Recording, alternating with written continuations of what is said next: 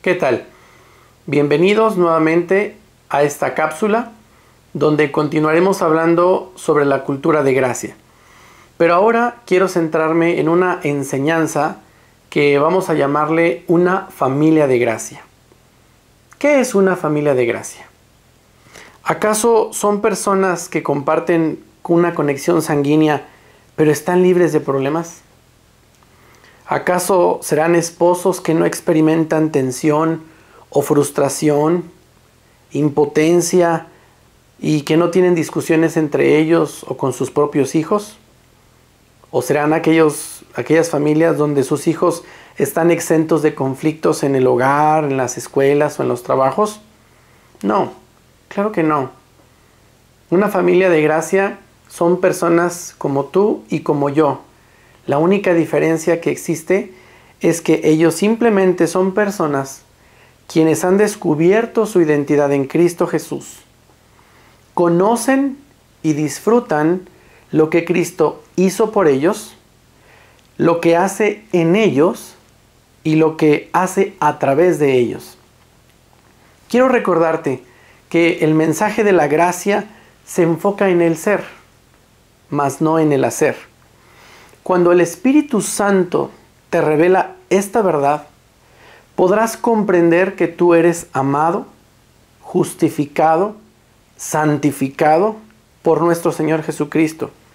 Ahora, creer lo que Dios opina de ti y de tu familia, en verdad podrá motivarte a caminar congruentemente de acuerdo a tu identidad. Y vas a experimentar un verdadero arrepentimiento.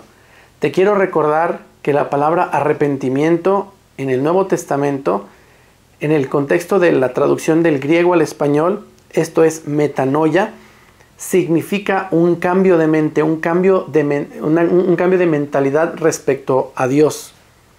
Ahora, quiero comentarte algo. En Mateo capítulo 27, versículo 3, donde Judas experimenta un remordimiento, y escucha con atención, en tu Biblia, de habla hispana, vas a encontrar que dice que devuelve arrepentido las monedas, pero esa palabra arrepentido no está correctamente traducido, porque en realidad la traducción es remordimiento, viene del griego metalemeteis. Hay una diferencia entre metanoia y metalemeteis. Metanoia significa un cambio de mente, pero metalemeteis significa remordimiento. Lo que muchas personas experimentan cuando se dan cuenta de su situación simplemente es remordimiento. Esto es metalemeteis. Ahora, ¿por qué comento esto? Porque muchas iglesias en sus estrategias de crecimiento hacen encuentros para que haya matrimonios en donde se les enseña a ser mejores personas. Otras iglesias hacen campamentos con la intención de que los hijos regresen siendo mejores personas. Ahora, ¿cuál es el conflicto de esto? Yo no estoy diciendo que sea malo, pero hay una realidad. El problema es que estas personas que participan en esta estrategia de estas iglesias, efectivamente experimentan su actividad, y cuando regresan vienen con aires nuevos y vienen motivados y vienen con todas las ganas de hacer lo que les enseñaron. El problema es que al paso del tiempo las cosas poco a poco caen y su emoción empieza a menguar. Entonces, ¿qué sucede? Que en estos lugares experimentan remordimiento, mas no arrepentimiento. ¿Cuál es la diferencia? El problema del remordimiento es que la gente se siente mal cuando ve su condición y entonces pone todo su mejor esfuerzo para cambiar. El problema es que tratar de cambiar por uno mismo lo va a llevar al fracaso. Y esa es la trampa del legalismo. El legalismo te va a enseñar estrategias, qué es lo que tienes que hacer para obtener algo de parte de Dios.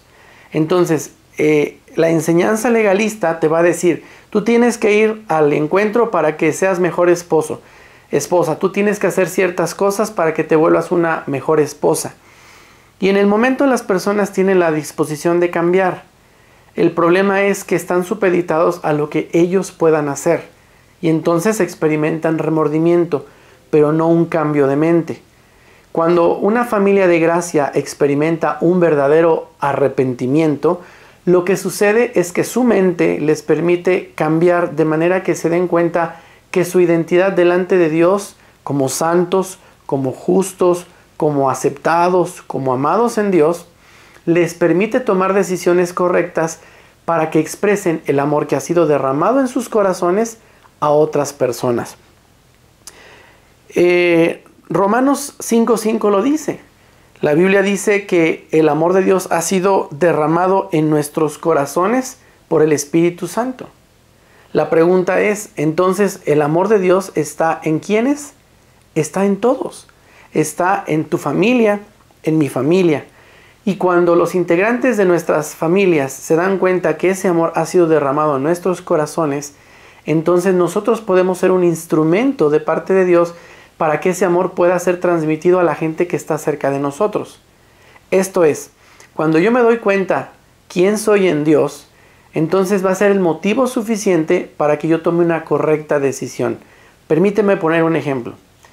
Imagínate que en este momento yo te regalo un traje nuevo o un vestido de noche nuevo y tú te lo pones y te ves al espejo y la ropa es nueva, es de marca, es de línea, es un vestido o un traje caro y te ves perfectamente limpio, arreglado, te ves pulcro. Te quiero hacer una pregunta. ¿Con esa ropa nueva tendrás el deseo de meterte al lodo? La respuesta es no. Y la respuesta es no porque tú te haces ver bien, te das cuenta que te ves bien. Tu deseo no es meterte al lodo. Eso es lo que pasa cuando tú te das cuenta quién eres en Dios. En la medida en la que tú descubras y tu familia descubra quiénes son en Dios, cuando Dios dice que tú eres santo, cuando Dios dice que tú eres justo, cuando Dios dice que tú eres amado, que tú eres aceptado, en realidad no depende de ti. Eso depende de Cristo Jesús. Y Juan 15:5 dice que Jesús es la vid y nosotros somos los pámpanos.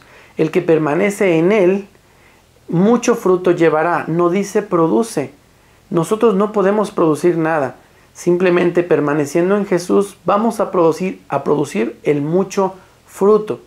Entonces, cuando nos damos cuenta quiénes somos en Cristo Jesús, va a ser el motivo suficiente para portarnos de acuerdo a la congruencia de nuestra identidad. Quisiera que me acompañaran a la Biblia, a Efesios 5, versículo 22 al 25. La Biblia dice así: someteos unos a otros en el temor de Dios. Las casadas estén sujetas a sus propios maridos como al Señor. Porque el marido es cabeza de la mujer, así como Cristo es cabeza de la iglesia, la cual es su cuerpo y Él es su Salvador. Así que, como la iglesia está sujeta a Cristo, así también las casadas lo estén a sus maridos en todo. Ahora, permíteme hacerte una pregunta. La cuestión es, ¿por qué las mujeres tendrían que sujetarse a sus maridos? ¿Por obligación? La respuesta no es así. La respuesta sería por amor. Observa cómo la ley te va a enseñar, la enseñanza legalista te va a decir: amadas esposas, ustedes tienen que estar sujetas a sus maridos. ¿Cuántas familias conocemos en donde las mujeres viven una esclavitud porque se sienten oprimidas por su marido y como se tienen que sujetar, no son felices? Ahora, ¿cuál es la mente de una mujer en gracia? Una esposa de gracia se sujeta a su marido no porque lo tenga que hacer, sino que el amor que hay en ella va a experimentar que ella desee sujetarse a su marido no por obligación, sino por amor. Ahora, sigamos leyendo. Dice el versículo 25: maridos, amad a vuestras mujeres, así como Cristo amó a la iglesia y se entregó a sí mismo por ella. Un marido de gracia va a amar a su mujer no porque la tenga que amar, Quizá muchos en algunas congregaciones han escuchado, es que usted tiene que amar a su esposa. Y salen de la congregación con una carga moral. Es que la tengo que amar, porque si no la amo, entonces va a haber algo que va a suceder. Y eso es precisamente un mensaje de condenación. Y la gente sale sufriendo porque tiene que amar a su esposa. Y el problema es que cuando hay un conflicto, entonces el marido, al tratar de obedecer este reglamento, entonces lo va a tener que hacer por obligación. Pero si él fluye en el contexto de amor, no le va a costar trabajo poder amar a su esposa por obligación. Eso no es así, sino más bien por un privilegio. Tú amas a tu esposa no porque la tengas que amar. Tú la amas porque tú la escogiste. Tú la amas porque encontraste en ella cosas que motivaron tu corazón para ver en ella algo precioso. Y ese es el motivo suficiente por el cual tú vas a hacer cosas por tu esposa. No por obligación, sino por amor. Y eso, mi hermano, se llama gracia. Continuando con esta enseñanza, quisiera que me acompañaran ahora a la primera carta de Timoteo, capítulo 5, versículo 8. La Biblia dice así: el que no provee para los suyos, y sobre todo para los de su propia casa, ha negado la fe, y es peor que un incrédulo. Quiero recordarte que una familia de gracia, o en este caso un papá de gracia, va a proveer a su familia no porque sea una obligación. Hay quienes mencionan que es una responsabilidad. Pero cuando entendemos que el amor de Dios ha sido derramado en nuestros corazones, yo voy a proveer a mi familia, a mi casa, simplemente porque los amo, porque quiero lo mejor para ellos. No se va a volver para mí una carga el hecho de que yo tenga que salir a trabajar para que yo, con el sustento que pueda ganar, lo traiga a mi casa y lo haga con amor. Una persona que tenga una mentalidad legalista va a sentir una condenación en su vida, de manera que tiene que dar el gasto en su casa, tiene que proveer para su casa, pero finalmente se vuelve una carga y al final del día puede manifestarse una frustración. En cambio, un hombre de gracia, en donde él se da cuenta quién es en Cristo Jesús y se da cuenta que él es una bendición, un instrumento de bendición para su casa, cuando él llega a su casa y provee lo que sus hijos necesitan, lo que su esposa necesita, entonces él se siente satisfecho porque finalmente él está fluyendo en el amor que Dios ha colocado en su corazón. Cuando tú ves a tu familia donde hay una necesidad y tú tienes la voluntad de sufragar esa necesidad porque los amas, la satisfacción que te queda es simplemente ser un instrumento de bendición en donde Dios bendijo la vida de tu hijo, de tu esposa a través de ti. Tú fuiste un instrumento de parte de Dios para que esa bendición llegara a tu casa. Entonces, repito, el hombre de gracia no lo ve como una obligación, sino como un privilegio. Conozco muchos casos de familias que en un contexto legalista sufren, sobre todo matrimonios jóvenes, matrimonios que empiezan su vida conyugal, en donde empiezan a entender que ya no es de una manera individual, sino que ellos dos son uno, y que ya no son tus cosas ni son mis cosas, sino el lenguaje cambia y se vuelve nuestras cosas. Yo comparto con mi esposa porque la amo, no porque la tenga que compartir, aclaro, de las cosas. Ella de igual manera, ella va a procurarme no porque lo tenga que hacer, sino porque para ella es un privilegio poder servir a su esposo. Y todo nace a raíz del amor. Acompáñenme por favor a Tito 1:16. Y la Biblia dice así: profesan conocer a Dios, pero con sus acciones lo niegan.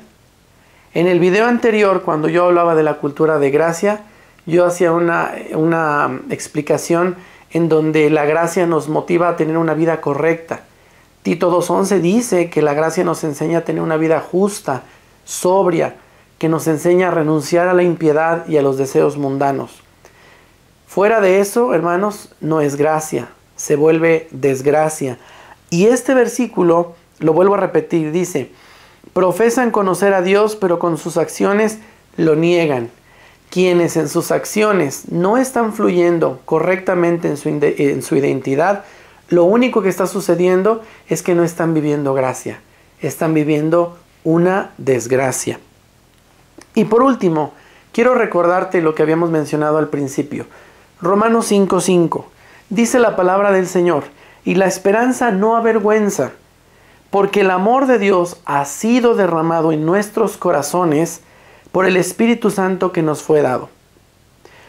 Todos los integrantes de nuestra familia poseen el amor de Dios, el cual ha sido derramado ¿en dónde? En nuestros corazones. Ahora, quiero recordarte que el primer foro de expresión de ese amor es nuestra familia. Quiero recordarte que antes que Dios estableciera la iglesia como tal, Dios estableció primero la familia. La familia es un contexto importante para Dios. Dios ha bendecido a las familias en Cristo Jesús. Y las familias son importantes para Dios. La familia es el núcleo en donde Dios nos ha permitido desarrollar lo que nos ha dado. El hecho de poder vernos como Dios nos ve, el hecho de poder desarrollar nuestros ojos a través de los lentes del amor, nos permite ver a nuestras esposas o nuestros esposos como Dios nos ve. El hecho de nosotros enseñar a nuestros hijos a caminar en la congruencia que son. Cuando enseñamos a nuestros hijos a que ellos son santos, a que ellos son justos, a que ellos son amados y son aceptados por Dios. Cuando tu hijo se equivoca, tú puedes decirle, hijo, tú eres un santo, tú eres un justo. Date cuenta que lo que estás haciendo no es congruente a un hijo de Dios, porque tú eres santo, tú eres justo. Y entonces a través del amor tú le estás enseñando su identidad. Finalmente, al paso del tiempo, ellos van a poder comprender que tienen una identidad delante de Dios y que Dios los ve de esa manera. La pregunta es, si Dios te ve con ese traje nuevo, con esa ropa nueva, y tú te das cuenta cómo Dios te ve, te vuelvo a preguntar, ¿querrás meterte al lodo para ensuciarte? La respuesta es no. Cuando tu mente, cuando ese arrepentimiento, esa metanoia ha sido revelada a tu vida, entonces tu mentalidad cambia. Te das cuenta de quién eres respecto a Dios. Y eso es la motivación suficiente para que aprendas a tomar buenas decisiones. Yo a lo largo de algunos años me he dado cuenta cómo muchas familias les cuesta trabajo expresar sus emociones, les cuesta trabajo expresar lo que hay en su corazón. Si todas las personas aprendiéramos a ser asertivos en nuestra forma de hablar, en aprender a decir, oye, lo que estás haciendo me lastima. A veces omitimos las cosas y no decimos nada, pero eso hace daño. Una mentalidad de gracia me permite detenerme cuando yo hago algo que pueda lastimar a quien amo. Queda claro que cuando yo amo a una persona, lo menos que quiero es lastimarla.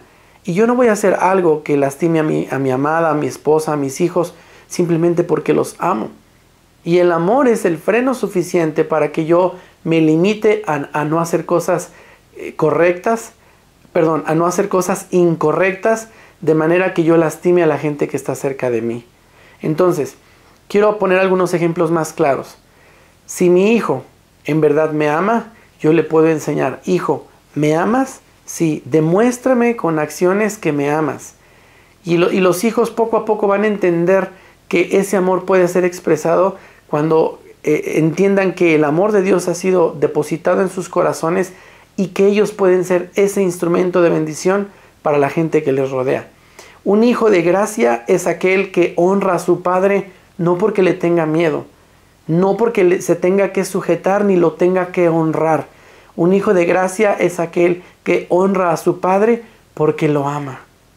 Va a respetar a su padre y a su madre porque lo ama. Y escuche esto, no necesitan ir a ningún congreso, no necesitan ir a ningún campamento para que se vuelvan mejores personas, porque son mejores personas en Cristo Jesús. El detalle es que las personas descubran que son mejores personas en Cristo Jesús. Tenemos la mente de Cristo. Dejemos que la mente de Cristo reine en nuestra mente. Dejemos que Él haga la obra en nuestra propia vida. Que Él viva su vida a través de nosotros. Dejemos que Él tome las decisiones a través de nosotros. Eso, mis hermanos, es una cultura de gracia. Eso es una mentalidad de gracia. Concluyo con esta frase. Lo único que te quiero compartir es que no podemos ser mejores personas de lo mejores que somos en Cristo Jesús. Ojalá que esta verdad tú puedas asimilarla, la puedas creer, la puedas tomar y la puedas disfrutar. Que Dios te bendiga.